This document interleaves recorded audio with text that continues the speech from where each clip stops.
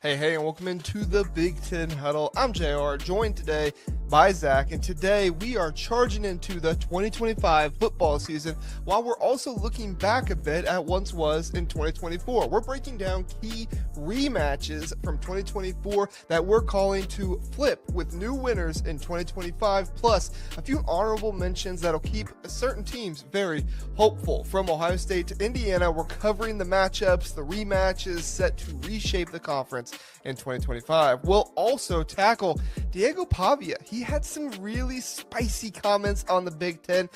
Brett Bielema fired back. We're going to talk about that, diving into what that means for the season going ahead and just how crazy the SEC is and how they can't. Anyway, we'll talk about it. This is the Big Ten Huddle, where we deliver you fun, entertaining insights on every Big Ten team, celebrating the heart of college football. If you're on YouTube, hit that like button, subscribe, drop your rematch picks in the comments. Listening on a podcast, that's awesome. Leave us a 5-star review to spread the word and let more people know about the show. Catch our daily episodes Monday through Friday by 9 a.m. or join our live YouTube shows Sunday, Tuesday, and Thursday nights at 9 p.m. live to jump in the chat and follow along with the show and contribute to the show. Follow us on X and Instagram, X, Twitter, whatever it's called, for more content. Thank you so much for rocking with us. Let's dive into these awesome rematches.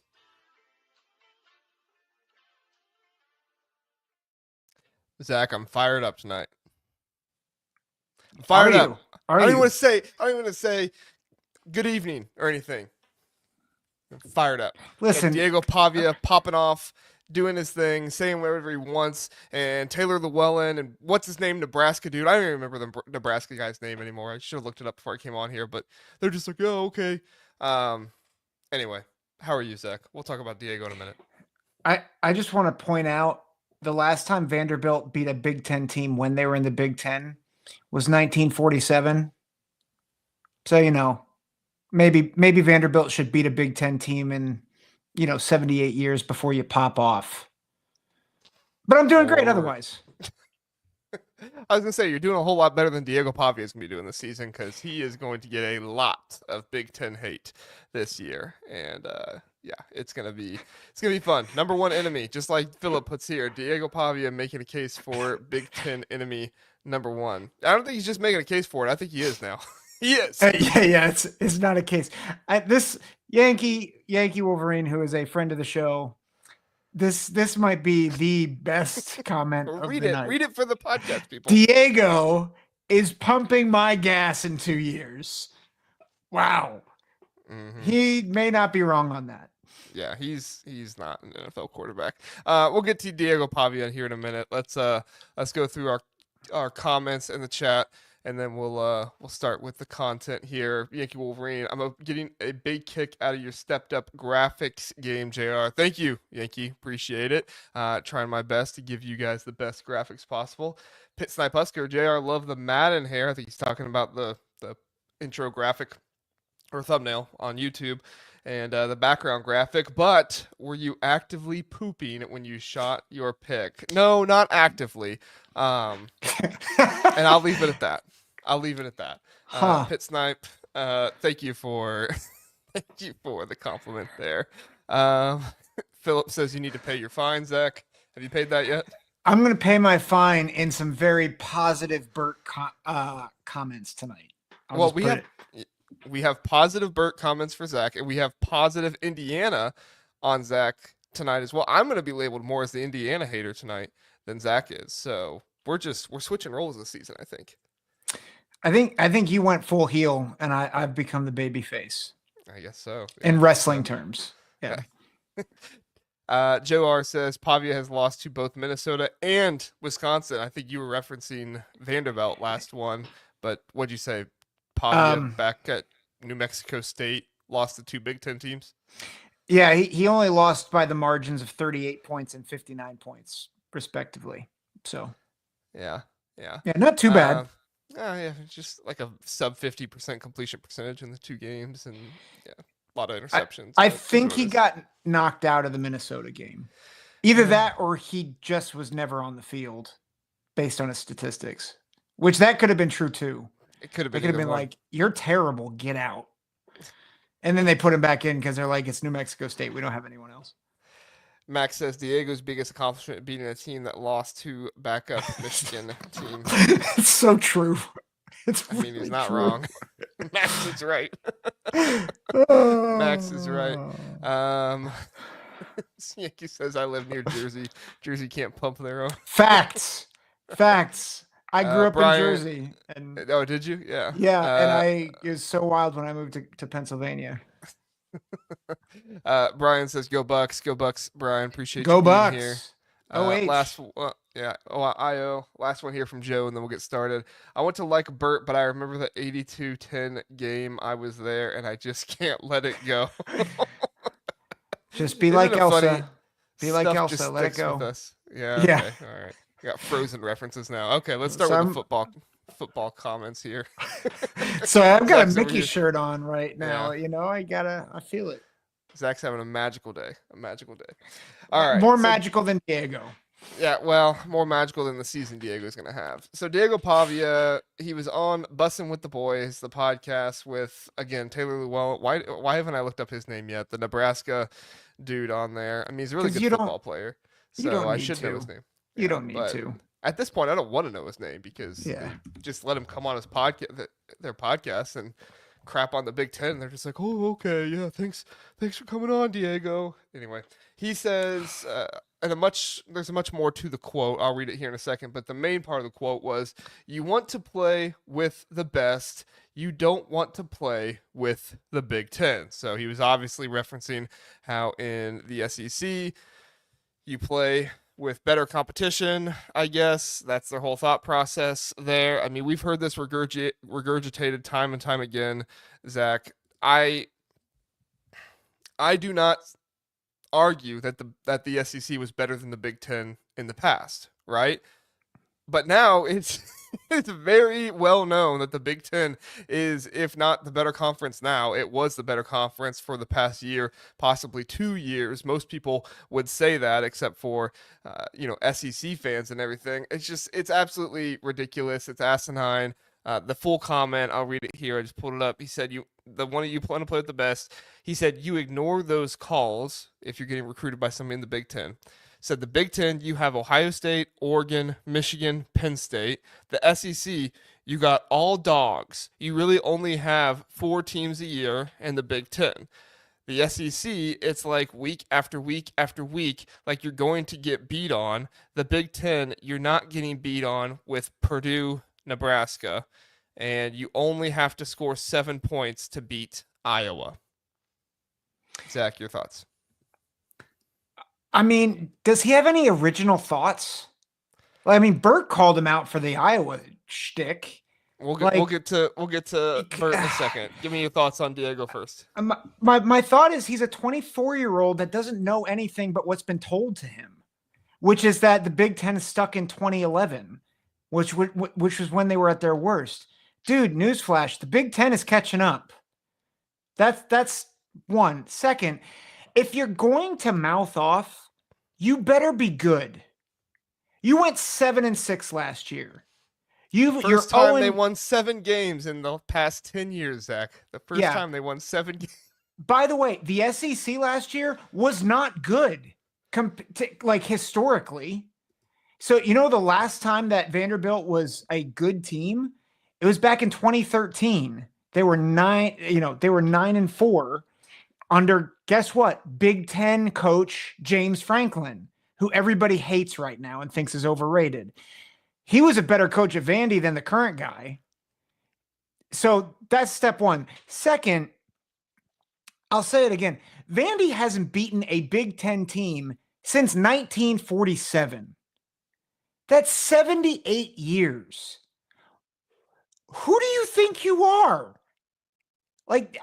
If you were Jalen Milroe last year saying this, and of course, Jalen Milroe, I don't think is a great quarterback, but at least you have the strength of a team that can actually beat a Big Ten team, although they haven't done that in the past. They beat Wisconsin. Yay. They didn't beat a backup Michigan squad. So whatever. But Vandy has not beaten a Big Ten team that has actually been in when they were in the Big Ten since 1947. They haven't beaten a team in the Big Ten currently since 1988. There was Rutgers. I believe Ramsey Nararala looked that up on 11 Warriors, which is an Ohio State fan site. The thing that I'm just, so sorry. I'm all out of. You're kind of everywhere right now. I'm so frustrated. Pit Snipe is commenting on what you said on Twitter. Said, I guess they don't let smart people into Vandy now. Well, I mean, to be fair, he transferred in from New Mexico State. So what do we expect?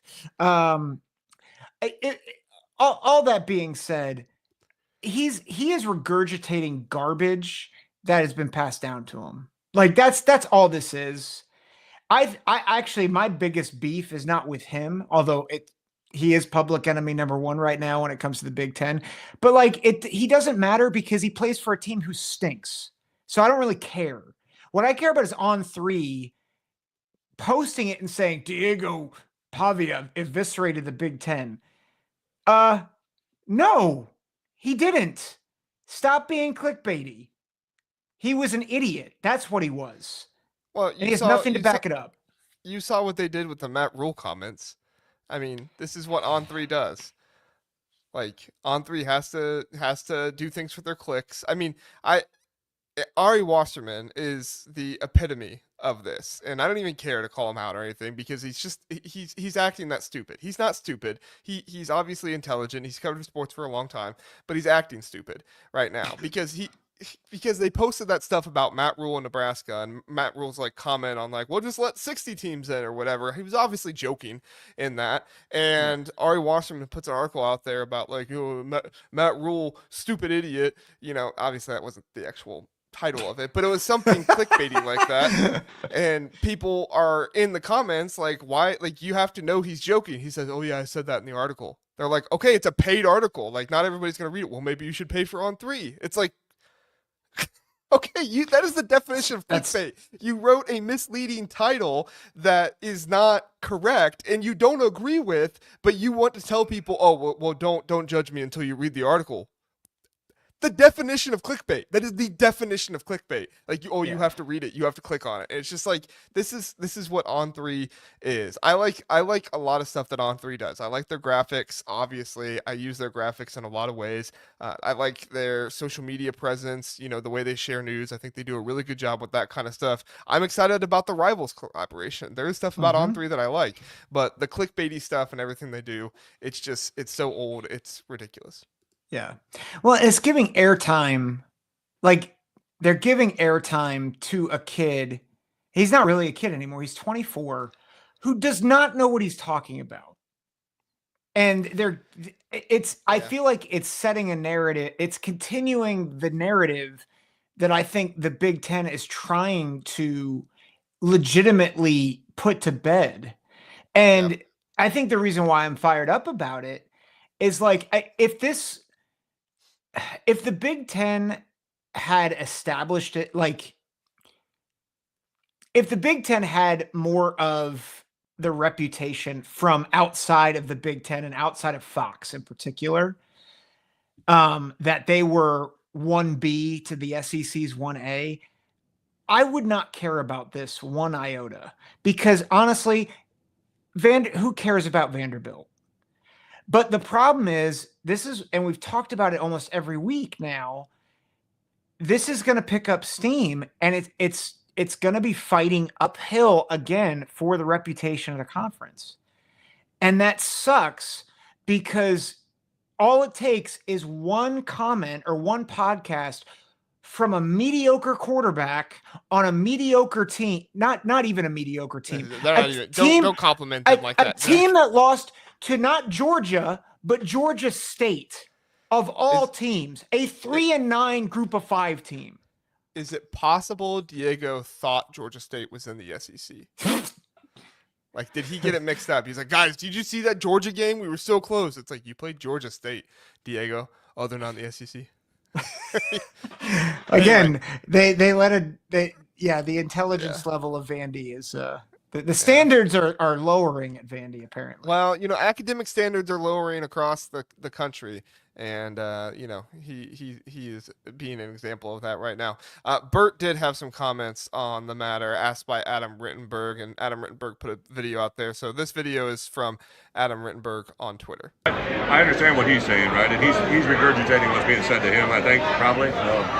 Listen, the Big Ten, I grew up in this league, played in this league, was very successful at Wisconsin, but my first bowl game, we beat an SEC team that I actually ended up working for later, right? I think on any given Saturday, anybody can get anybody, and that was what played out in the bowl game, right? And I know it was brought to my attention, right? There's no SEC returning team with 10 wins, if I'm not mistaken, and we got 3 in the league, right? So it's just kind of one of those moments where I think in the last 3 years, the evolution of college football with the portal, the NIL, it's created a level playing field that's never been seen before, and I think it's trending more that way than going back to the way. A lot of people want to live in the past and try to stay by the rules of the past, and I just don't see it a part of it.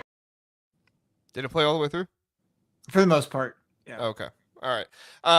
Yeah. So Bert was saying a lot of the stuff that you were saying there. This is just what he's been told. This is what he's been given to him. This is what he thinks is the truth. So he's just regurgitating it at this point. And whatever, if a 24-year-old wants to pop off on a podcast and say all this stuff, as we learn later on, Bert Bielema is going to call out some SEC coaches too. We'll talk about that in the second segment of the episode. So if you're listening on podcasts, you'll hear that tomorrow. But Bert's exactly right. This is what the SEC wants to pander to the media. Right? Like we saw it during their spring meetings or whatever. Like the SEC wants to go out there and pander to the media. As Ross Bjork said, though, Ross Bjork spoke to the media the other day and he was asked directly about this. Should Ohio State should the Big Ten go out there and pander more to the media? Ross Bjork basically said, why? Why do that? When you know you're the best, why go try to tell people you're the best? If you know you're the best, you don't have to go say it. Right? People who don't think they're the best or feel like they have to fight to tell people they're the best, they're the ones that are going out there and saying that. And that's exactly what the SEC is doing right now. The SEC realizes that the Big Ten is just better the past 2 seasons. What has gone on? Georgia has not won a playoff game the past 2 years. The Big Ten has not lost. Current Big Ten teams have not lost to another conference in the playoffs the past 2 years. Go back, look it up. Yeah. They have not lost to another conference. There's a little loophole in there with Notre Dame, but still, let me live, okay?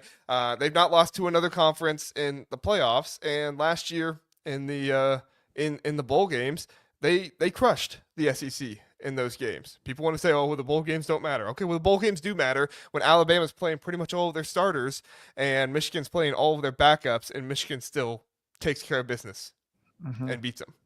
So the SEC and the coaches and the players, and I include Diego in this, they're a bunch of insecure high school girls right now, because they know that they're threatened. And so, I think Bert handled it perfectly, right? He's he's just saying the same crap everybody says. And he had that little nod to his win over South Carolina in there too, which was great. So, and he also said that because what does everybody say about Bert when he says something about the SEC? Say, oh, well, you couldn't win at Arkansas. Newsflash, nobody wins at Arkansas. Arkansas sucks. Nobody wins there because they're terrible. Okay? Bert Bielema went there because he got frustrated with Wisconsin and they weren't paying their, well, the rumor is, I guess, he got frustrated with Wisconsin because they weren't paying their coordinators. He wanted to go someplace where they could pay their coordinators. And Arkansas throws money into that program, but guess what? They don't have a recruiting base and they do not have enough of a storied history to actually go out and beat any SEC teams or anything. And quite frankly, they don't have enough history or anything to go out there and beat Big Ten teams either. The team that everybody is touting this year in Oklahoma is the team that just lost to Navy in their bowl game last year, when Oklahoma brought pretty much everybody in to that game to try and win, because Brent Venables wanted to win that game. Don't get it mixed up. He wanted to win that game. They lost to Navy. They lost to a quarterback ran the ball 95 yards. People want to bring up about Jeremiah Love running the ball for, 98 yards against Indiana? A quarterback for Navy ran the ball 95 yards against Oklahoma's defense. Are you kidding me? That team should be the laughing stock of college football. They are embarrassing. Oklahoma fans should be embarrassed of their program right now. And guess what? Whoop-de-doo, you beat Alabama. So did Vanderbilt. So did the backups from Michigan. Alabama's not good anymore. The SEC, they're in trouble because you've lost your coach that gave you all of your notoriety, because any team that beat Alabama and Nick Saban, they just immediately got leveled up. Remember when Texas lost to Alabama and then they were ranked afterward? Remember when that happened? Yeah, that's not happening anymore because Nick Saban's not there to save you. Nick Saban had to quit the game because other people were paying players and he didn't like it that his players were coming to him and asking for more money because other people were offering him more money. Bye-bye, Nick Saban. Bye-bye, SEC. Big Ten's here, and the Big Ten is the best conference. It's staying. Thank you. That's beautiful. It's just so beautiful. I didn't realize Arkansas got me that worked up, but here I am. Yeah, well, when there's dogs in the conference that lose to Toledo and Georgia State and, Oklahoma State, who didn't have a win in Big 12 play, it's just so hard in the SEC. Don't you think, JR? Diego probably thought Toledo was he probably thought thought Toledo was a, SEC team too. Northern Ohio's in the SEC, right? Yep, exactly. My gosh, you guys had so many good comments in the comment section. I unfortunately wasn't able to bring them all up, but you guys are trashing Diego and everything he said and all that stuff as much as we are. So definitely feel in the right here. We appreciate you being here. And hey, be like Doreen. Doreen, thanks for being here. She reposted the stream on X. Help us out. Repost the stream for us on X if you're watching on X, or even if you're on YouTube, just get on your phone, head on over to X really fast, hit that repost, and then come right back and watch us here. All right, Zach, you want to get into some rematches? Let's do it. Yeah, and that's right, Philip. I will give a sermon for the Big Ten. I would do that. I would do that every day if I have to. Well, not every day. I don't have that much content. But all right, Zach. In the Big Ten next year, there are 35 games that will be rematches. So I had this idea to go through and look at every single game in 2024 that will be a rematch in 2025. Some of these games are between Big Ten teams. Some of these games are not, such as Washington State and Washington, Iowa State, Oregon State, Wisconsin, Alabama. Those are not rematches of Big Ten teams. However, they are games that are out of conference rematches. In the Big Ten, you obviously have your rivalries. Ohio State, Michigan, Ohio State, Penn State are playing again this year. Michigan State, Iowa, Nebraska. Like, those teams are going to play again. But there are some other games in here that are also rematches. So Zach and I have both picked 5 games that we think the results will pivot from what they were last year, and the team that won last year will be the team that loses this year. We're not necessarily setting these in stone, but just the way we're looking at it right now. Excuse me, this is what we're thinking. And we have score predictions for each one.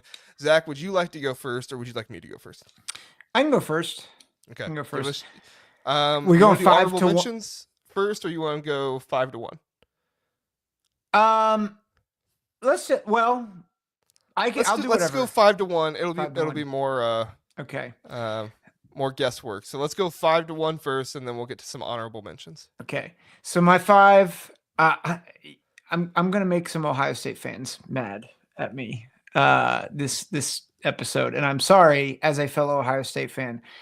I just think Penn State's got Ohio State's number this year. And so I actually, this may give a hint into our defensive line rankings coming up. I'm not sold on the defensive line depth for Ohio State. I don't think home field for a big noon kickoff is that much of an advantage for Ohio State. And I like what Penn State's done in the portal. I like their defense. And so I think it's going to be a classic game. I've got Ohio State losing to Penn State 38-37 in a classic. 38-37. That's a big scoring game. A lot of offense in that one. Jim Knoll is letting up a lot of points, but coming away with the win. Yeah. Well, I mean, It's going to be hard to stop Ohio State's offense once they get rolling. Yeah. I hear you. Philip says you're picking OSU to beat Michigan. What a surprise. No, I'm not, actually. I said on Juck's podcast the other day, which if you want to hear me talk Ohio State stuff, go on over to Juck on Bucks. He posted that on Father's Day.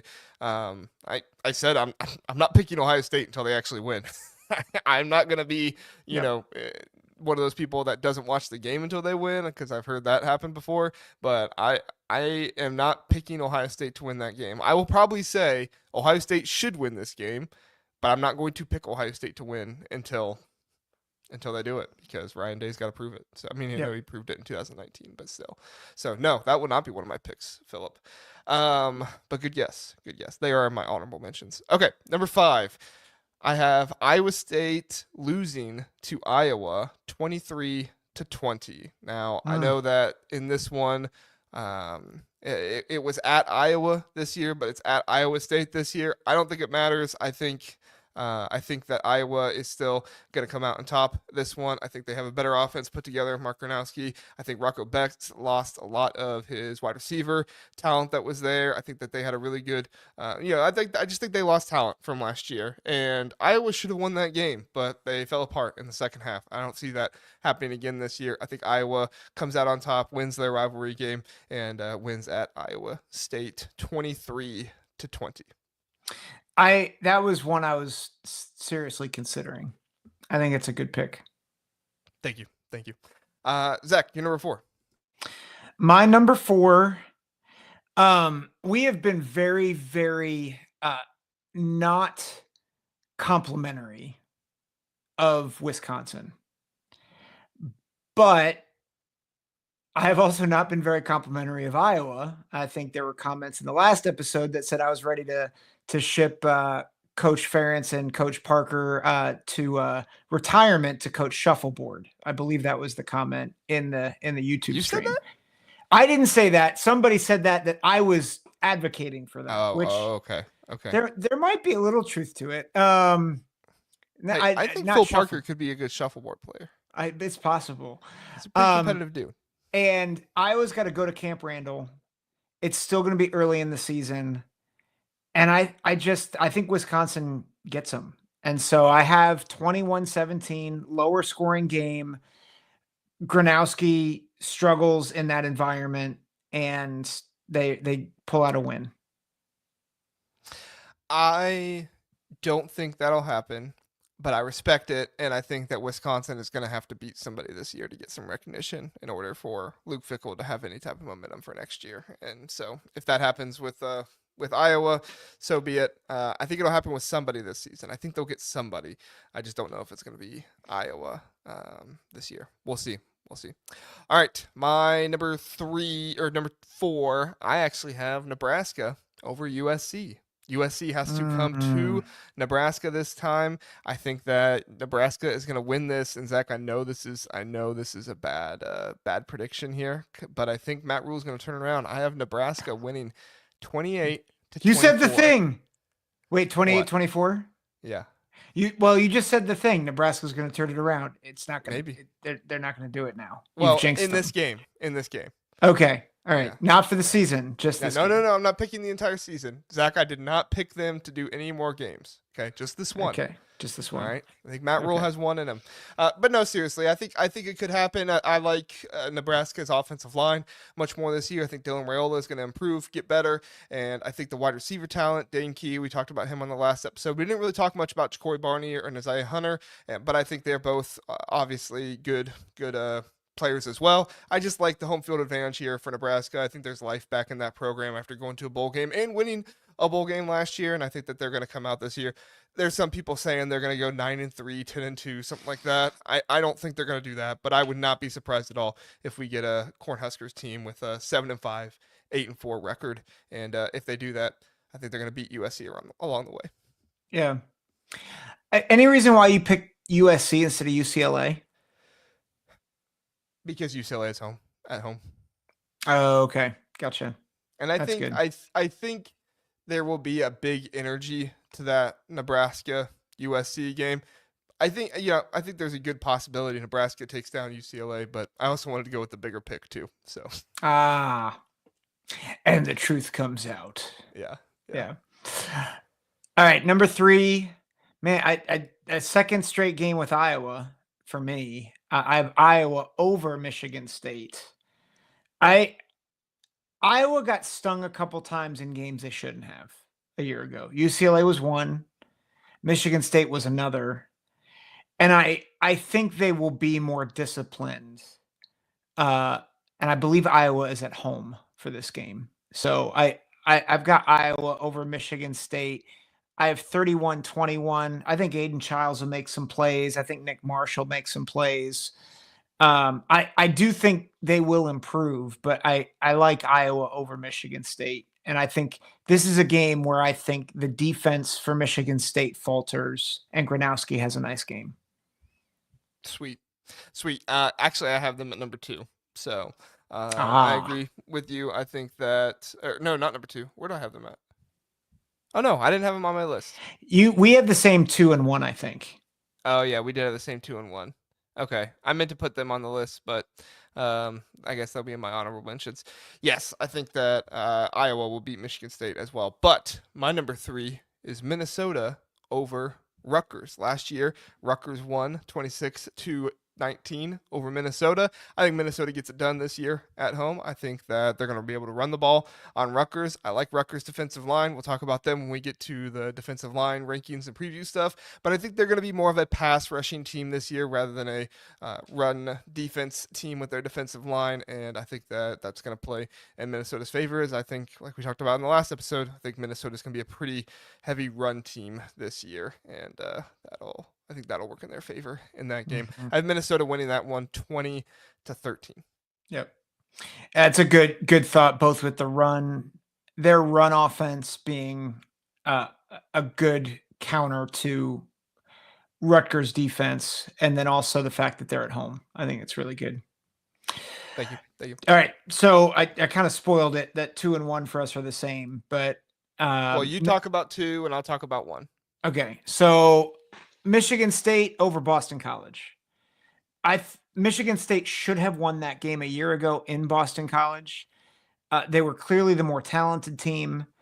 And then if you look at what Boston College is returning, particularly on offense, they are not returning much. They're returning 2 offensive linemen. They're returning one receiver. Their quarterback's not coming back. So there's just a lot of offensive turnover. And I think if you're going to exploit Michigan State, it's going to be Michigan State's defense. Well, they don't have an offense to exploit the defense. So I just think it's going to be tough in East Lansing for Boston College to really move the football well.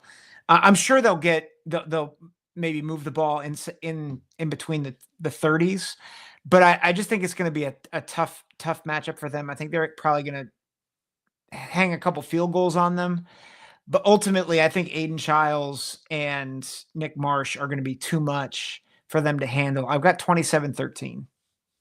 Yeah, I agree. I think Michigan State is going to be an improved defense this year. I think Joe Rossi is going to get his scheme implemented a little bit more. It won't show that in the defensive line rankings. I have Michigan State down there a little bit, but I also don't think you need an elite defensive line to beat Boston College. I think that Aiden Childs, Nick Marsh, and just doing a better job of taking care of the ball this season, and an improved offensive line from what it was last year. I think they'll be able to get it done in this one. So I actually have Michigan State winning 31-24 over Boston College. So, and then the number 1, I believe you have them as either number 1 or number 2.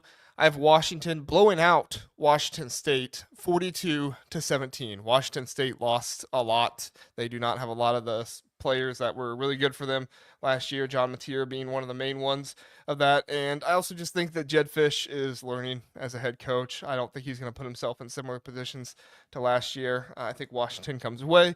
They get the road win this year, and they come out on top. I think they blow out Washington State, and I think Washington's going to finish the year ranked. I think they're probably going to be an 8-4, 9-3 team this season, and I think they could be even better in 2026 than they are in 2025. Yeah, I think both Washington and USC are teams that are. I think 2026 will be more their potential for a playoff run, but I think both of those teams are on the rise, and significantly. Yeah, I agree. I think it's going to be good for them, and also, I mean, Damon Williams. How do you? He's starting to get the love he deserves a little bit. Now, I've seen some people rank him pretty high in the Big Ten quarterback rankings and stuff. I'm not saying they're wrong. I don't know if I would put him that high this early, but I mean, there were times last year. I mean, you and I said it, like, they should have been playing Damon Williams at the end of the year instead of Will Rogers. They did in the bowl game. Kudos to them for doing that. That was the right decision. But even before the bowl game, I felt like they should have been doing that. So, yep, agreed. Honorable mention, Zach. I'm gonna list some that I have, and you tell me if you can see it or not. You know what? Give me off the top of your head a 1 to 5 chance if the rematch will go the other way or not. Okay. You gonna do that? So you want me to give you a 1 to 5, or are you gonna say it? And I'm gonna say the game, 1 to and 5. then you give me a 1 to 5. 5 being they definitely win, 1 being no shot they win. Okay. Ohio State at Michigan. Michigan won last year, 13-10 over Ohio State at home for the Buckeyes. I'm gonna say 3. Okay. And the reason, because I do think there is a sense with Ryan Day. I think there is a little bit of his just mindset that I'm concerned about still, but I think winning the title might clear it up a bit. And so I'm curious how winning it all actually changes how he thinks about this game. Again, I think Ohio State's more talented, but the past 4 years I don't think have been about talent either. Like Ohio State was more talented than every year out of those 4 years, but probably every year. Yeah. But I still think, like, Sharon Moore, the way to beat Ohio State has been to pound the rock, limit possessions, tire out their defense. And I do think there is a particular weakness that could be exploited, or at least concern. It may not be a weakness, but it's at least a big concern with their defensive line depth, where if you have Marshall and Justice Haynes pounding the rock, it easily could go 5 straight losses for the Buckeyes against Michigan. I mean, it could happen. Again, Ohio State should win, but I'm not going to pick it to happen until they do. So, yep. All right. Oregon at Washington. Oregon won at home last year, 49-21. I think they got something crazy like 8 sacks or something like that, 6 or 8 sacks or something like that. Oregon dominated the game last year. What do you think? I'm going to say a 2. I think the home field advantage is huge, but I think that's the biggest factor. Because I think Washington's going to be much improved, but I think Oregon, especially at the end of the year, I think Oregon's going to be a well-tuned machine at that point, well-oiled machine at that point. Yeah, and we're high on a certain part of Oregon that we'll be talking about here in just a few minutes. So you'll get that. All right, rapid fire now, Zach. You ready? Yep. Nebraska at Iowa. Iowa won last year, 13-10. Late field goal to win. Game is at Nebraska this season. I'll say 3. 3. Okay. Maryland at Rutgers. Maryland lost last year, 31-17. Rutgers won. Rutgers is at home this year. Chances that Maryland wins. 2. Yeah, I probably would have went with 1. Yeah, but I mean, not exactly. I think if better, yeah. I think if Malik Washington hits that, I think that gives life. Yeah, I just think that plays into Rutgers' hands with their pass rush and they're going to have this year. So yeah. Anyway, Michigan at Michigan State. Michigan won last year, 24-17 at Michigan. Can Michigan State pull off the rematch win at home for the Spartans? Yankees on here. He'd say -3. I will say 3. Okay. I'm trying to. Well, heck, when do they play? it's like middle of the year again, toward the back half. Yeah, I'll say 3. Okay. Like I think Michigan's better, but that game has been closer than it has any right to be for the past several years. Yeah. I had Michigan State at Iowa on this one, but you already said that you think that's a win.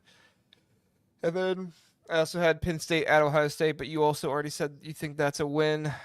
So last one I have on here, Michigan at USC. Michigan won at home last year against USC, 27-24. Kalal Mullins had the crazy run at the end of the game to pull ahead and get the win there. I think USC at home this year gets the win, Zach. I put it at a 4. Okay. It's a lot of travel. The travel we learned last year is a factor. It's not the only factor, but it's a big factor. So. Yep. All right, everybody. Hey, if you're listening on podcast, we are going to end the episode here. Tomorrow, you can listen to the D-line, defensive line rankings previews. If you're here on YouTube, stay with us. We're going to show the intro for the next episode, and then we'll come back. We'll talk about the defensive line stuff. We are also going to talk about Brett Bielema, who had some comments on the 16-team playoff. We'll address that shortly in the next episode as well. So if you're on podcast, thank you for listening. We appreciate you being here. If you're on YouTube, stick with us. We'll be right back after this intro. Stay with us. Hey, and welcome into the Big Ten Huddle. I'm JR alongside Zach once again here, and today we are tackling the 2025 Big Ten defensive line preview and rankings with unstoppable energy. We are unveiling our rock solid rankings of the conference's top defensive lines, spotlighting the units set to wreak havoc. Wow, we'll also drop our sleeper picks, players you're sleeping on or others might be sleeping on, but who are ready to dominate and have breakout seasons in 2025. Plus, we're diving into the best and most underrated defensive linemen, from game wreckers to hidden gems across this powerful conference. We'll cover it all, from the elite pass rushers to the stout run stoppers in the middle. This is the Big Ten Huddle, where we deliver takes on every single Big Ten team. No fluff, nothing happening here where it's just certain teams or anything like that. Every Big Ten team covered here. If you're watching on YouTube, hit that like button, subscribe, share your defensive line rankings. Who's your top 3, your top 5? Who'd we get wrong in the comments? Let us know. If you're listening on podcast, drop a 5-star review. Helps the show grow. We would greatly appreciate you doing that. Catch our daily episodes Monday through Friday at 9 a.m. on podcasts, Apple, Spotify, Amazon, wherever you get your podcasts, or join us live for our YouTube show and contribute to the show in the chat on Sunday, Tuesday, and Thursday nights at 9 p.m. Follow us on Twitter /X and Instagram for more content that you will love, covering the best conference in college football. Thanks for rolling with us. Let's get into our defensive line showdown.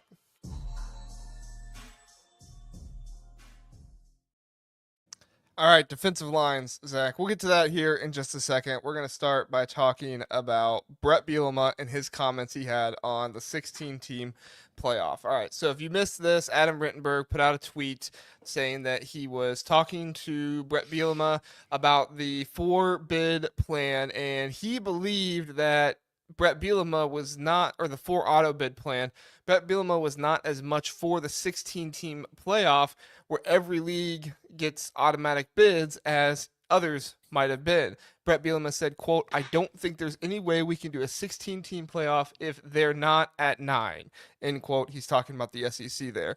He goes on in a larger quote to say, he said, about the Big Ten, he said, we voted, quote, "We voted unanimously as Big Ten coaches to stay at 9 conference games and actually maybe have an SEC challenge. I was told that they," being the SEC coaches, "voted unanimously to stay at 8 and not play the Big Ten. But then some people pop off and say what they want to say because they want to look a certain way." End quote. So obviously he is throwing a little bit of shade there to Brian Kelly, who came out and said that he wanted to start a Big Ten SEC challenge. Brett Bielema is saying he not really calling out Brian Kelly by name, but he was the coach that came out and said it, kind of calling him out a little bit there and saying, yeah, that's BS, Brian Kelly. You didn't actually vote for that. You just want to come out and say something and look a certain way. I'll admit, Zach, it did seem really interesting that Brian Kelly was the one to come out and say that. I mean, I guess it kind of made sense. Like, he is a Midwest guy. He coached at, Notre Dame for all those years, so maybe he wants that, I guess. I don't know, but Brett doesn't seem to be buying it here. He's calling out one Brian Kelly. So, thoughts on the 9-game conference schedule, and then the other coaches in the SEC, what they voted for. Wait, Brian Kelly's from the Midwest? I thought he coached his at Notre Dame. I thought his accent from Louisiana was so authentic. Oh yeah. Yeah. No. Okay. Sorry, I'm in a mood tonight. This morning, whenever you're listening. Brian Kelly doesn't. Goodness, what a doofus. That's just my. Well, start with what Bert had to say about the 9 games between the Big Ten and the SEC. Do you think that Bert is right that you can only go to a 16-team playoff if the SEC is going to go to 9 games as well? Yes, it has to. And all this nonsense of, well, the SEC plays such a hard schedule. Okay, all of you dogs, with Mississippi State and Kentucky and Auburn. Yeah, okay. And then Georgia State. Yeah, Georgia State, Toledo. This is nonsense. If you're gonna say there has to be 4 auto bids for the Big Ten and the SEC, then you need to equalize the schedules. And that's not just with auto bids, that's just in general with the playoff. You need to equalize scheduling. If we're gonna say there's a Power 4, then you need to treat each conference like an equal conference. Now, I know that's never going to happen because we know the optics right now for the ACC and the Big 12 especially is bad, and rightfully so. They don't have the teams and the horses currently. But the Big 10 and the SEC are equals, if not the Big 10 being a hair above. And honestly, if the SEC can't get with that, then they should just take their ball and go home. Because it's absurd that they want every advantage catered to them, and they don't want to back it up. Like, I love that Bielema said, hey, 9 games and let's play each other. And the SEC is like, nah, we're good. Like, okay. Like, why in the world? Why in the world wouldn't you take that? If you're so superior, why wouldn't you do it? Yeah, I mean, at the end of the day, the SEC already gets an advantage, right? They already get a game kind of like given to them every year. Jack pointed out on his podcast, and I completely agree with him, Tennessee lost 2 games last year, and they were still well above Indiana in the rankings after Indiana lost their 1 game. Now, you can say that's scheduling, whatever else, but at the end of the day, that would have happened with most other Big Ten teams too. Probably not Ohio State, Penn State, or Michigan, or Oregon or something like that. But let's also remember, Tennessee's not on that level. Tennessee is not a team that has dominated and won. The SEC has won a national championship, but they oftentimes get treated like it because they're in the SEC and because they have been near the top. And guess what? They beat Nick Saban his last year. So, or was it second last year? Whatever. He beat Nick Saban once, Josh Heupel. So now everybody thinks Josh Heupel's a good coach because he beat Nick Saban 1 time. That game was a complete wash. I mean, that game was such a horrible game in terms of defense. It was so many long balls and everything being thrown. It was just crazy. Anyway, I don't want to rehash Tennessee, Alabama from 2023, but you get what I'm saying, right? Like, Tennessee, a team that is honestly, they're not on Indiana level. They've won more games than Indiana has in their career, but they're definitely not on Penn State, Ohio State, Oregon, or Michigan level, right? I guess you could argue Penn State because Penn State has won Big Ten championship since 2016, but let's not forget, Tennessee was losing to Vanderbilt. Tennessee was losing to Kentucky years ago. Tennessee lost to Purdue. They lost to Purdue in a bowl game. Yeah. I get, and I went too far with Brian Kelly, the way I talked to him. I never want to talk about people. I could have said something much worse, but even calling him a doofus, it's like, that's probably, He did a doofus thing. He's yeah, not a doofus, but he did a doofus thing. That's a much better. But like, I hate that type of stuff though, where these coaches do things that are clearly, I don't know the right word, disingenuous. Yeah. Like it's just disingenuous, and I feel like that's what a lot of this stuff is with the SEC. Whether well, we play such a hard schedule. We don't need another conference game. Okay, like, but if you want all these advantages, you have to prove it year in and year out. And guess what? Right now, you're not proving it. And I think you nailed it with the coaching stuff. Like right now, the Big Ten has far superior coaching. Yeah. Like far superior. And like the schedule stuff, I don't get on the SEC schedule overall as much as some other people do, because there are SEC teams out there that play other good teams out of conference, right? Georgia played Clemson a few years ago. I think, who is it? LSU's playing Clemson this year. Alabama scheduled Florida State. Florida State's not a good team, but at least they tried to put somebody on the schedule that is good, right? But then they're also playing 3 cupcakes. Most times, Georgia's not, because they have Georgia Tech in there, and that is a Power 4 school. I don't think Georgia Tech's very good, but still, it's a Power 4 school. But they have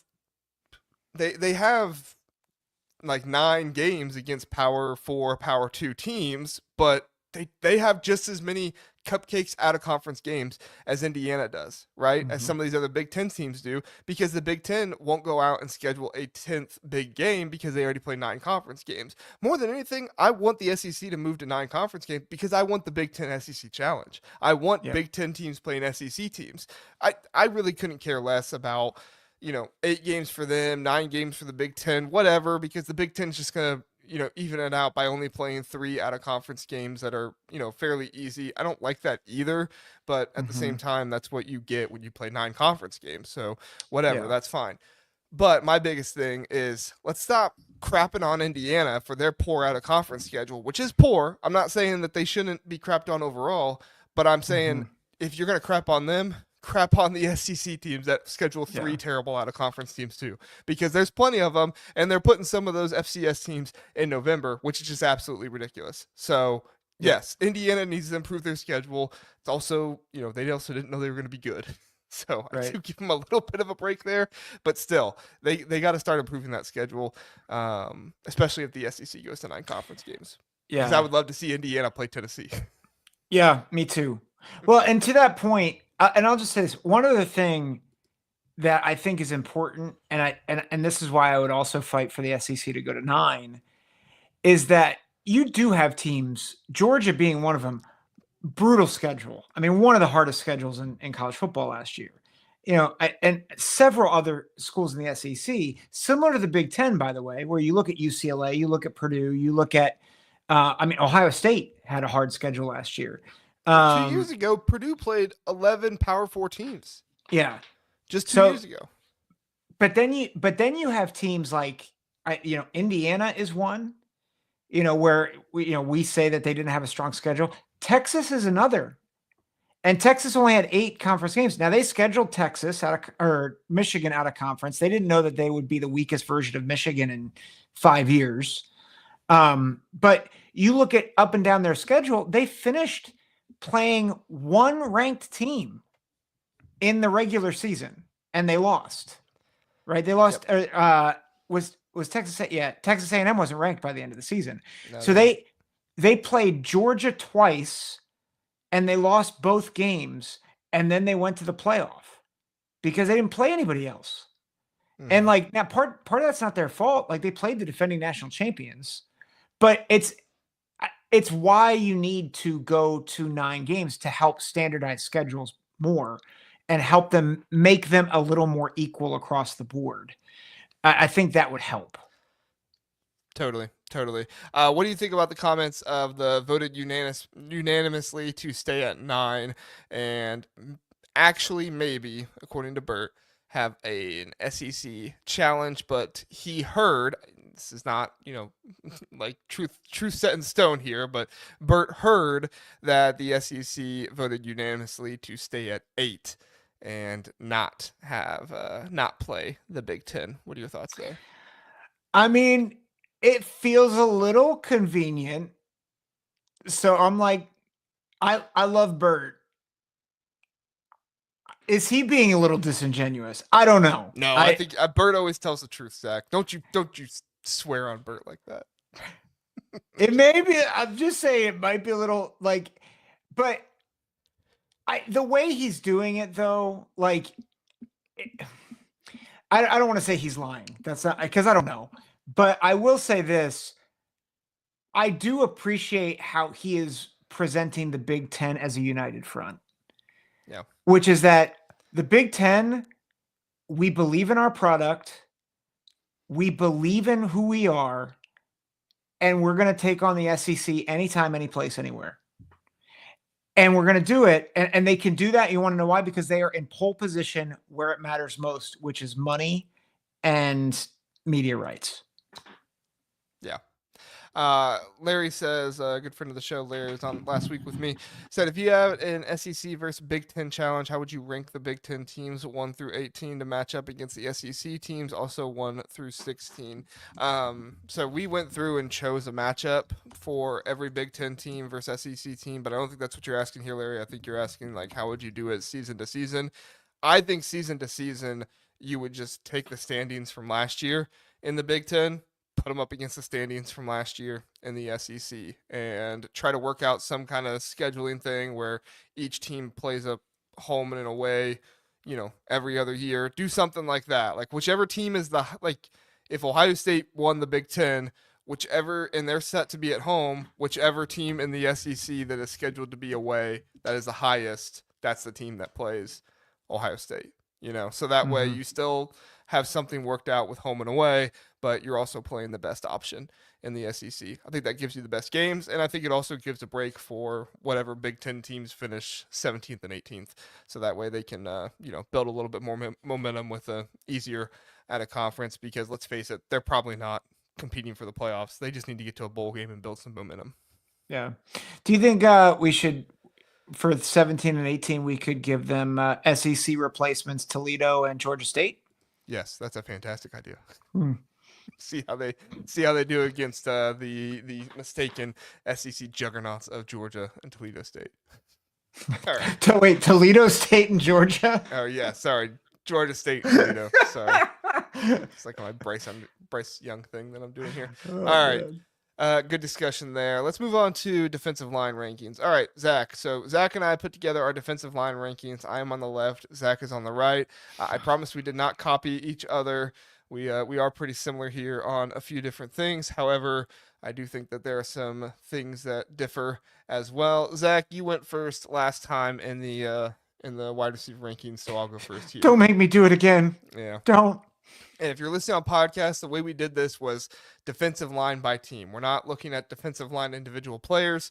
We're looking at defensive line by team. One of the reasons I did this was because I think it's incredibly difficult trying to compare a defensive tackle to a edge player, right? So that's really hard to do. So I didn't want to try and do that. So we're just ranking the entire line unit group together.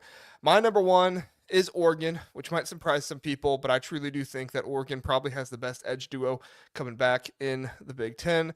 Bear Alexander, while I'm not necessarily a believer, he is older. He does have a lot of experience.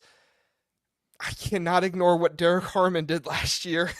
Derrick Harmon was a monster. So if Oregon can have some of the same magic, and Bear Alexander doesn't need to be Derrick Harmon. If he can just be somewhat like Derrick Harmon from last year, it's going to be incredible for them. So to Tiem Tuioti, sorry, I'm really struggling there with that edge. Him and Matayo Uiagalelei could be the best edge duo in the Big Ten. So I have Oregon number 1. I have Ohio State number 2. I think people are being far too critical of Ohio State just because Ryan Day said that they need some more depth on the interior of the defensive line. I got news flash for you. There's not really any team in the Big Ten that I think their depth on the interior of their defensive line is fantastic. So I don't know. Like, I didn't hear other coaches complaining about it, but at the same time, it was like, no other coaches going out here vying for other teams or other players to come to them in the portal. So I think that was just something that Ryan Day did. Other people latched onto it a lot. I'm sure Zach and I will talk about it. So I think Beau Atkinson was a huge addition. I think Edric Houston is going to be a monster pass rusher. He might struggle a little bit in run stopping, but I think he's going to be a monster pass rusher. I think Kayden McDonald is one of the best returning defensive linemen in the Big Ten. Don't think anybody gives him enough credit. Go back and watch those goal line stands that Ohio State had last year. Kayden McDonald was a big reason why, and not just, literally, but like the idea of who was stopping the offensive line for the other team. Kayden McDonald was a huge reason why they were able to stop those teams. And just like Kenneth Grant last year, right? He was kind of playing every now and then he needed more stamina to play every single down. I think that you're going to find that in Ohio State this season. And plus, I think Ohio State might switch up some of their defensive line stuff a little bit. Matt Patricia's coming in. He was more of a 3-4 guy at the Patriots. I know everybody's thinking that Ohio State's just going to run everything Jim Knowles was doing. I don't think you hire Matt Patricia to come in and run Jim Knowles' defense. I think you hire him to come in and run his defense, and I think that they'll model things to what they have. Don't you think he's going to simplify things? That's been a lot of the talk. Is it sounds like a lot more kind of see ball, get ball type of stuff. Yeah, and I think that'll help the linebackers. I don't know if that helps the defensive line as much, but I do think they'll do some different stuff, more stunts and stuff like that on the defensive line that Ohio State started to do at the end of last season, but they weren't doing so much at the beginning.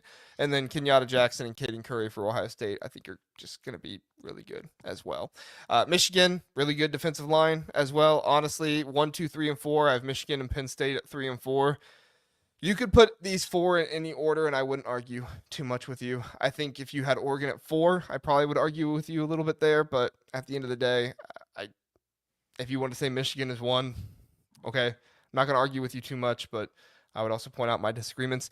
I just think that Michigan has a lot of really good players, but they also don't have very many proven starters, right? Trey Williams is a high floor, high ceiling guy, but he struggled with injuries throughout his career. So he can be a really good player for you, but who's to say he's going to get through the season completely healthy? I think he's only one season. He's been in college since 2020.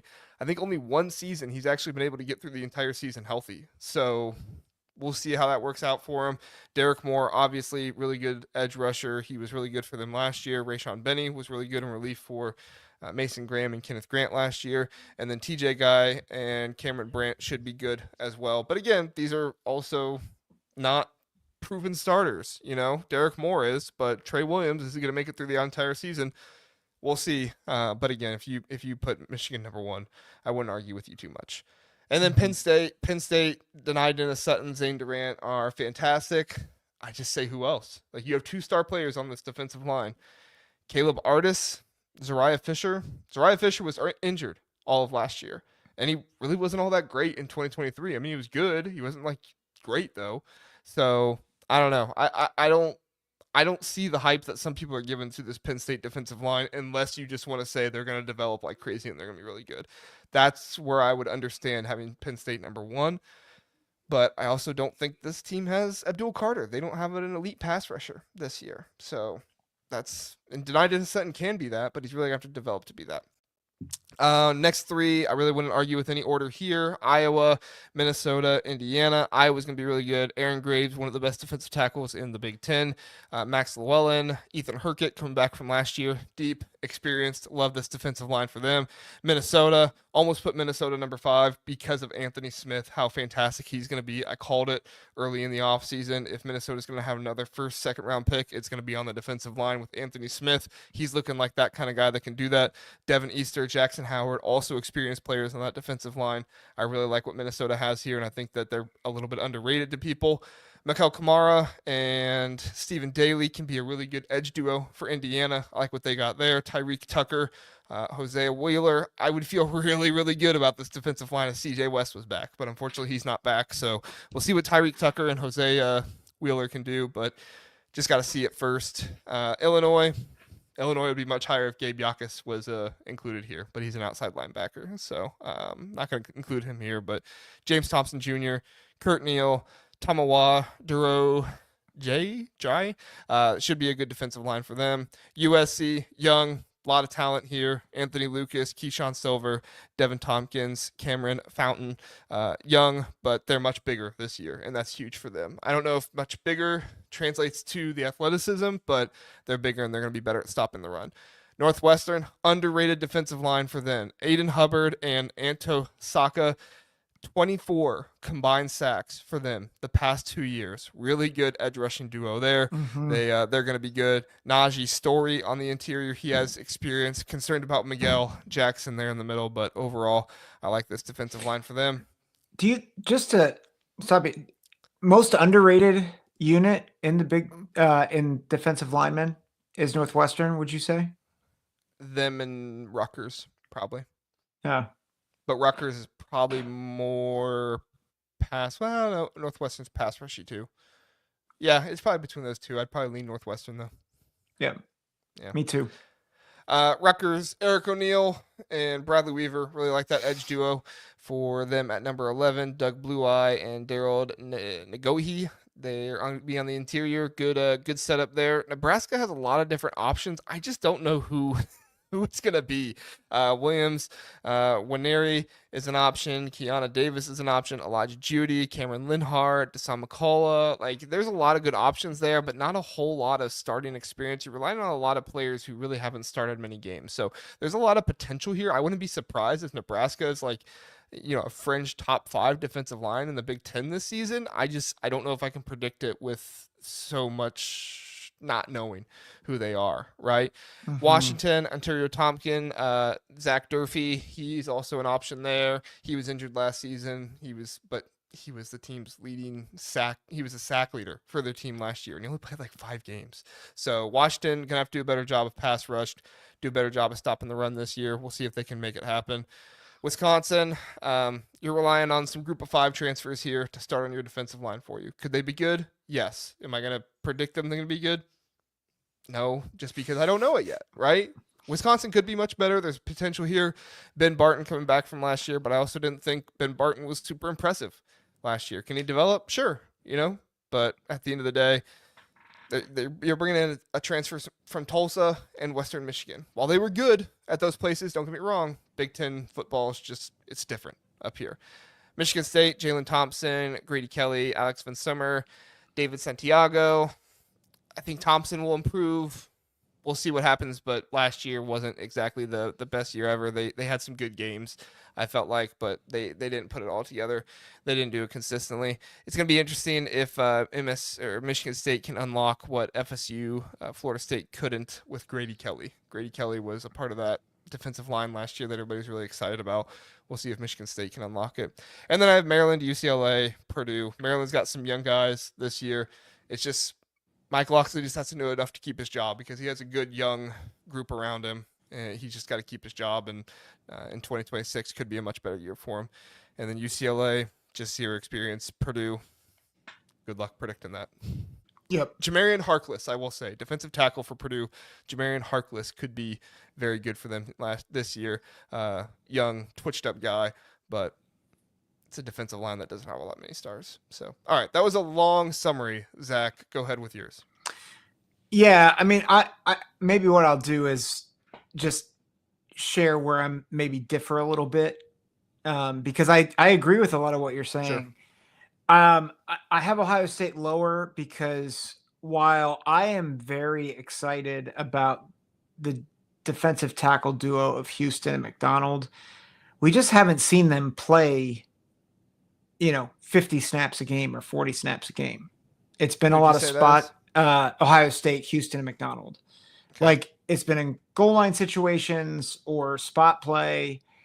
And I am concerned about the depth. And so I think they could be the best defensive line in the country or in the Big Ten. Like, I think their top line, that top line, if they play up to potential, I mean, Houston, I think, is going to be a dude. I think Beau Atkinson is a dude.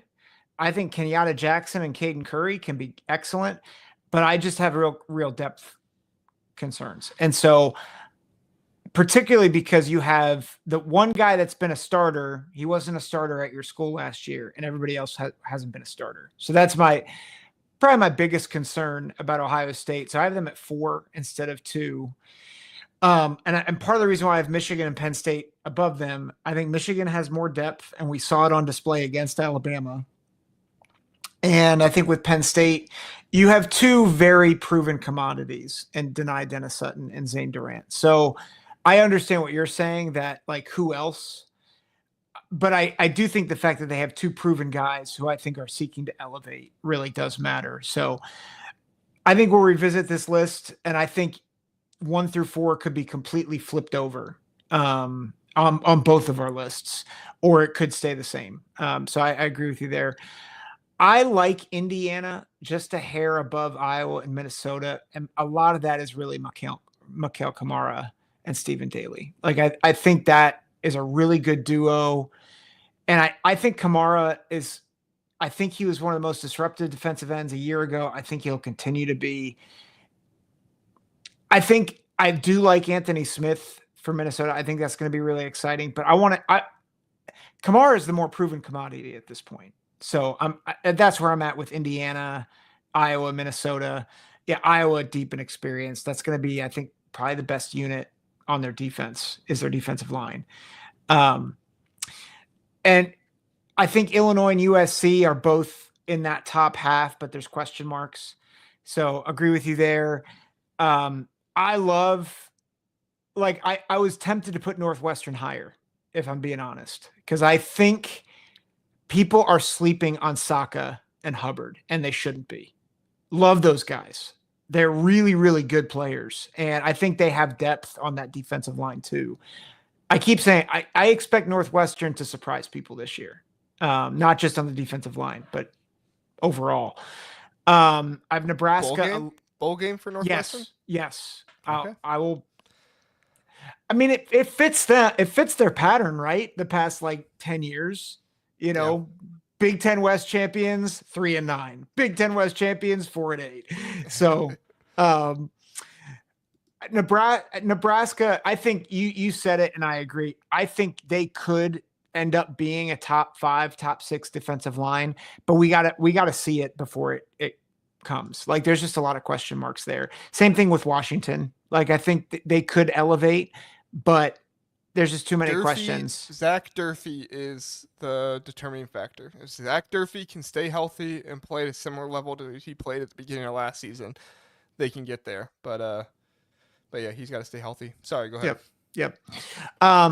Yeah, Wisconsin 14. I'm giving Maryland a little bit of a boost. We got an insider tip from our guy Larry, who was mentioning a couple of key young guys to be aware of. I won't say all of it. That's his info, but I will say that he tipped us off that there's a couple of key guys that are really starting to rise. And I'll say this, the fact that there's at least a couple of key guys that are young, that are flashing a bit, it just makes me elevate them above Michigan State, UCLA, and Purdue. Because I don't think there's anything on those defensive lines currently that I'm excited about. I think Michigan State's clearly above UCLA and Purdue, and I have UCLA and Purdue tied. I know it says UCLA 17 and Purdue 18. In my mind, they're tied. That's fair. All right, let's get to a few chat stuff here, and then we'll talk about maybe some sleeper rooms and stuff like that. John says you guys are both sleeping on Indiana's defensive line. John, I'd be interested to see where would you have Indiana ranked at. I think Zack is pretty high on them there, having them in the top 5. I think that's very very trustworthy of Indiana, and I felt like I was pretty good with them at 7th. I knew I'd probably get some pushback from Indiana fans on Minnesota with the Kamara and stuff like that you said there, Zach. But I just think Minnesota's got more proven starter experience and stuff, and so I like that a little bit better. But I wouldn't be surprised if Indiana's top 5 by the end of the season. It would not shock me at all. Okay, so based on some of the chatter we've had with Indiana fans, and I love y'all, Indiana fans, but I have 3 guesses for where John thinks Indiana should be for defensive line. 1, 2, 3. 1, 1 Oh, and 1.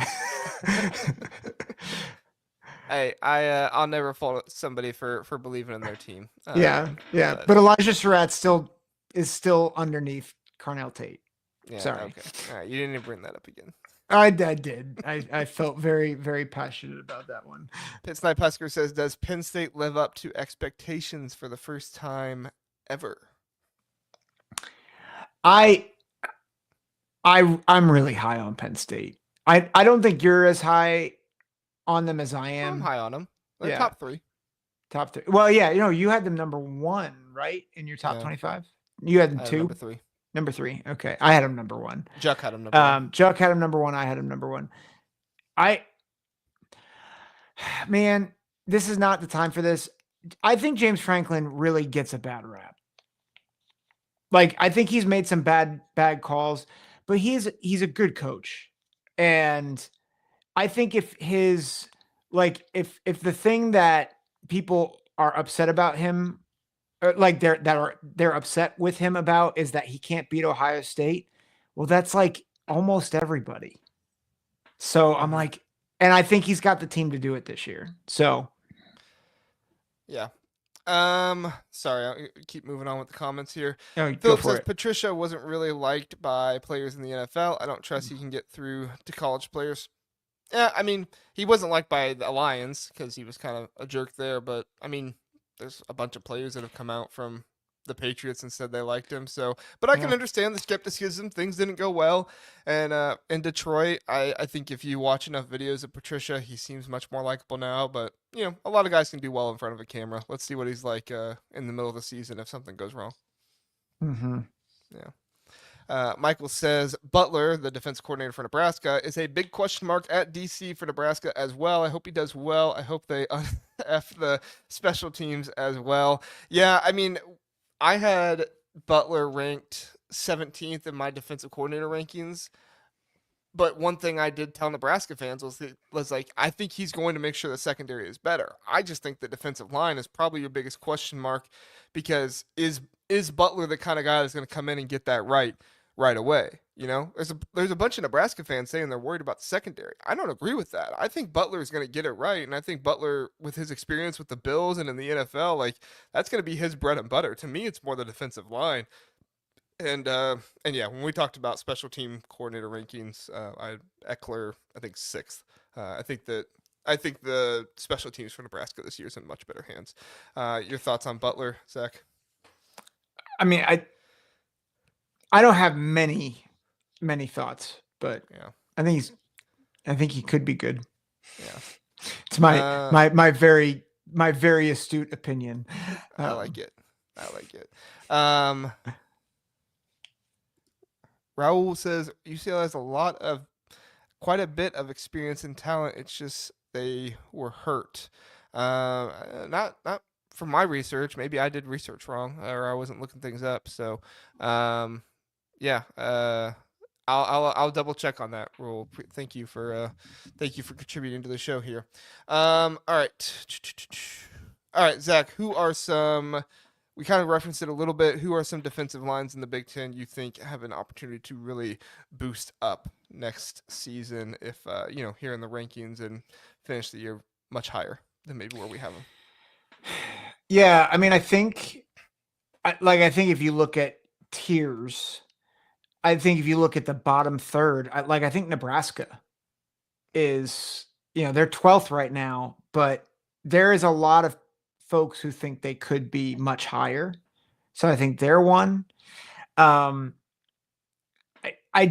do, I think UCLA is another one where there's a lot of question marks, but I appreciate that thought. So I think UCLA, Nebraska,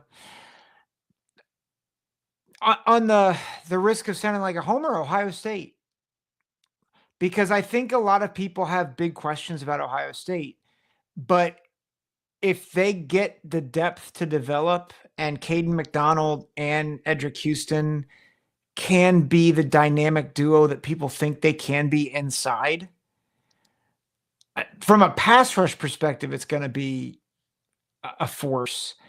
And they'll be solid not solid. They will be dynamic at every position on the defensive line, at least for the front line.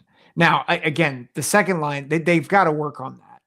But I think they have the most potential to rise up, because I think the other three that are in that top four that you and I have, they have proven guys, but we have real question marks about one or two spots on each of their defensive lines, maybe save for Michigan. But we have question marks about Bear Alexander at Oregon. We have question marks about the other side of the defensive line with Penn State. So I think those are real question marks, or I think that's a real opportunity for Ohio State to rise up. Yeah. No, I mean, I totally agree. I have him number 2, and I think you have versatility with your guys as well. I think Beau Atkinson can move on the inside if you need him. He's big enough to do that, and I think Kenyatta Jackson, Caden Curry are both older players that are going to fit in nicely with the team. So we'll see how that goes. Philip says, who's the most overrated defensive line? Zach, that's interesting. I will say, and they're not overrated on my rankings, but just by like some of the public perception out there, I think a lot of Wisconsin fans aren't going to like this, but I just think Wisconsin is a little overrated in what some of their fans are thinking about their defensive line. I mean, I told you how I listened to a podcast that said wide receiver was their best position group. There's some people out there talking about how Wisconsin has a top 5, top 6 defensive line in the Big Ten, and I don't see it. Sorry, like, I'm not trying to dog on Wisconsin here. I like Luke Fickell. We got a comment one time that was like, why do you guys hate Luke Fickell so much? It's like, I don't. I like Luke Fickell. I'm arguing for Luke Fickell to keep his job because I think eventually he will do well there. But at the end of the day, I don't know if I trust a Tulsa transfer and a Western Michigan transfer. And I already talked about how edge rush and kind of outside linebacker was a concern for me at Wisconsin to get pass rush on the quarterback. Ben Barnett can be better. Is it Barnett? I think it's Barnhart, maybe. Barton. Sorry. Ben Barton can be better this year, but he's not going to improve that much to be some elite guy. Like, he's going to be good, probably, because he gets better, but even at that, put your attention on him, and I don't think you need to double team Corey Walker and Parker Peterson. Maybe I'll eat those words, but yeah. Gonna eat them so bad. I hope I do. I really hope I do. I hope Wisconsin comes out and shocks everybody this season. That would be awesome. That would be such a fun, kind of storyline. The team that has the hardest schedule comes out this season and they're 7-5, 8-4. They shock everybody, and Luke Fickell has momentum going into the next season. Like, that would be awesome. But I don't think it's gonna happen. So yeah. And Luke Fickell did kind of screw up with the Phil Longo stuff, but I would also say that the bad quarterback play, because Phil Longo does require a good quarterback, which it also was unfortunate because he had backups. But you should have corrected that your second season. It was obvious your backup wasn't good enough your first season. You should have corrected that your second season. So I can't have much sympathy for him. Yeah. Sorry, Zach. Who is your overrated defensive line? Man, I feel like everybody's gonna think I'm an Iowa hater at this point. But I like Iowa, and I like their defensive line. I'm not sure that, like, so Phil Steele has Aaron Graves as the first team preseason defensive tackle. I don't think he stays the first team defensive tackle. In all of college football, or just the Big Ten? In the Big Ten. In the Big Ten. He has Herkett as a third team defensive end. I don't think he stays there again for all Big Ten. And I think they are solid players, but like I look at, again, I keep going back to Iowa's defense last year, and I'm like, they put good film out there, but they just need a pass rush last year was what their defensive line needed. Yeah. And I'm not convinced. Like, I think they might be a little one-dimensional. So like, you have them 5th, I have them 6th, but they're going to face teams that can probably exploit them for their limitations. And I don't say that, like, we're talking about them being a top 3rd defensive line in the conference. So I I don't know. I'm just not high on Iowa this year. I think as long as their secondary defensive tackle, whether it's Bryce Hawthorne, Jeremiah Pittman, Jonah Pace, whoever it is, I think as long as that person is good, I think you're going to see a pretty well put together defensive line for Iowa this coming season. So we'll see. But Illini Bubba says, and he's an Illini fan, he says, honestly, sort of scratching my head, you have Illini D-line so high. So my thought process with the Illini D-line, they don't necessarily have like a star player on the defensive line, but they have players who have starting experience throughout their career. James Thompson Jr. got hurt last year, and so he wasn't able to help out Wisconsin as much, but he's been good throughout pretty much his entire career. Kurt Neal there in the middle, and also Illinois has a history. Keith Rudolph, Josiah Newton, like they have a history of putting together good defensive lines. Last year was an anomaly in my mind under Brett Bielema. So part of this is trusting the development process. Part of this is trusting that they kind of seem to handpick who they wanted out of the portal. And like I said, if Gabe Yakus was in here, they'd probably be borderline top 5, if not top 5 for me. But I'm considering him an outside linebacker, so we'll look at that more when we get to the linebacker type of stuff. But for me, I like the experience. I like the starters. Don't think there is necessarily a star there, but I also don't necessarily think there's a star for USC, a star for Northwestern, a star for Rutgers. They have good players, good pieces. I guess Saka and Hubbard could be stars, but then I look at the interior there, and I don't think the interior of Northwestern or Rutgers is what Illinois has. So that's my thought process there, Bubba. So, let's see. Yeah, Philip. Did I say it right, Philip? Yakus? Yakus? How do you pronounce it? The J always messes me up. Yeah. All right. I think it's Yakus. I think so too. Yeah. Zach, any defensive? Last question here, and then we'll get out of here. Any defensive linemen you're just stoked to see for next season? I mean, I think there's a lot of fun edge rushers in this class or in this conference, Uiagalelei. I'm excited to see Beau Atkinson. I'm excited to see Dennis-Sutton. I honestly, probably the biggest one, I want to see if Dennis-Sutton can elevate. He is the guy now on that defensive line. And so I know he's not Abdul Carter. Like, I don't want to put that on him. But can he elevate where he's – I'm trying to think a good comparison. Can he be like, an 8 honestly, to 10 like sack Jack guy? Sawyer was last year, right? Yeah. Not an elite pass rusher, but comes up in clutch moments and makes big plays when you need it. Yeah. Can he be an 8 to 10 sack guy, but also really leads the charge in defending the run, setting the edge, and really setting the tone on that defensive line? Yeah. Yeah. I want to see if he can rise up because I think he can. Some guys I'm really excited about. I'm really excited to see what happens with Stephen Daly at Indiana. The Maryland transfer Kellen Wyatt that Indiana got as well. Sounds like he's going to be kind of behind Mikael Kamara, but I think he's still going to get a lot of time. I'm super excited to see what happens with Eric O'Neal and Bradley Weaver. And O'Neal coming in. Weaver, I believe, comes in from Ohio. I think that's an underrated edge rushing duo there. Excited to see what happens there. I'm excited to see what happens in Nebraska's defensive line just as a whole. I mean, Dasan McCullough, William Nawari, Kiana Davis, Cameron Linhart. Like, just excited to see what those guys can do. Can they put it together? Grady Kelly, mentioned him for Michigan State this year coming up, and then deep cut. But like I said, Jamarian Harkless for Purdue. I think that he could be a Max Clare type of guy where, like, if Purdue's not very good, people are going to recognize, hey, this guy's really good. Doesn't really get the shine that he deserves, but he could be really good. So, yeah. All right. That's good. I appreciate it.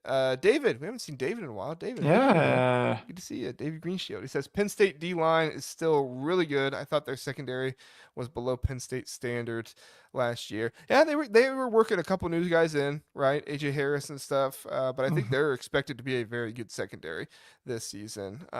Is it Wheatley that's coming back? They had Zachary Wheatley coming back. I think their secondary will be much better this year, especially if Jim Knowles could do some of the interesting zone coverages and stuff that they did last year at Ohio State. I think that was probably more Tim Walton because Knowles wasn't really known for that, but they did it at Ohio State. Maybe he brings it with him and does some creative stuff at Penn State. Should be fun to watch Penn State's defense this year. I just think the guys you have to watch the most for on this Penn State defense are Zariah Fisher and Caleb Artis, whoever those guys, whatever those guys do, and if they don't start, whoever starts for them. Yep.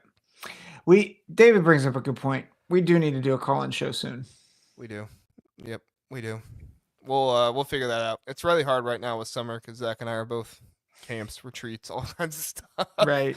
But I'm on suspension again next week, and so yeah. Connor says, do you think Kamara will lead the Big Ten in sacks and pressures? If he doesn't lead it, he'll be up there.